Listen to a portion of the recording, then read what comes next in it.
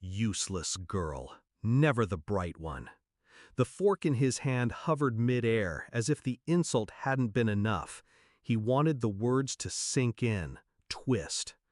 I didn't flinch. Not this time.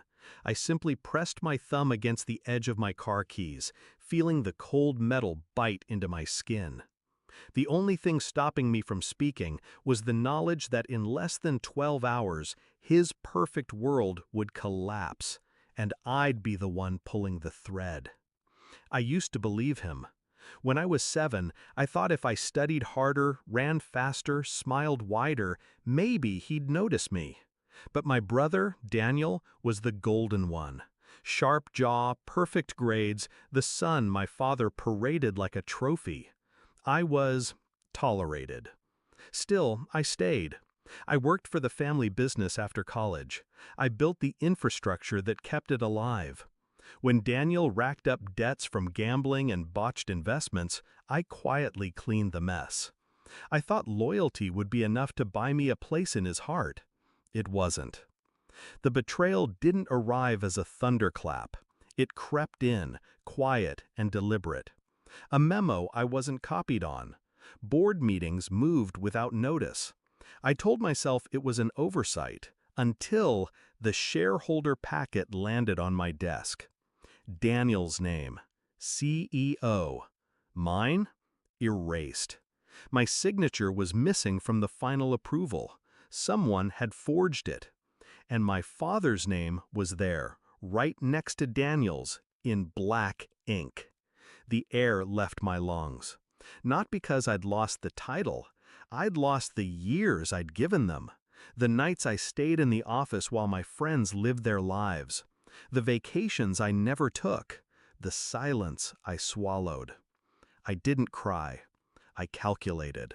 First, I pulled my personal holdings out of the company, quietly, in small withdrawals over 3 months, converting them into hard assets under a trust no one knew existed. Second, I began documenting. Emails, contracts, bank statements showing Daniel's misuse of corporate funds. Every lie, every falsified report, printed and time-stamped. Third, I waited. And then it came. A merger deal. Our company's golden ticket. The press release would go live Monday morning. Millions at stake. Daniel and my father had no idea I owned the land rights the deal depended on. Land I had purchased under an LLC years ago when I was still too naive to understand business.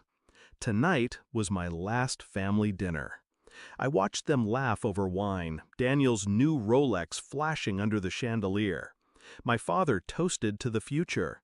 I raised my glass too, masking the slow burn of satisfaction in my chest. When dessert came, my father leaned across the table, his voice sharp enough to slice through the sugar in the air. "You'll find something else to do, or someone else to take care of you." Daniel chuckled. My mother looked down. I smiled, not kindly. The next morning, the calls began. Daniel first, then my father, then the lawyer. I didn't answer. By noon, the news broke. The merger had collapsed. The land rights had been sold to a foreign investor for $15 million. Me! Without that land, the company's stock tanked 47% in a single day. By evening, the bank froze Daniel's accounts pending an investigation into the financial irregularities I had sent, anonymously, to the SEC.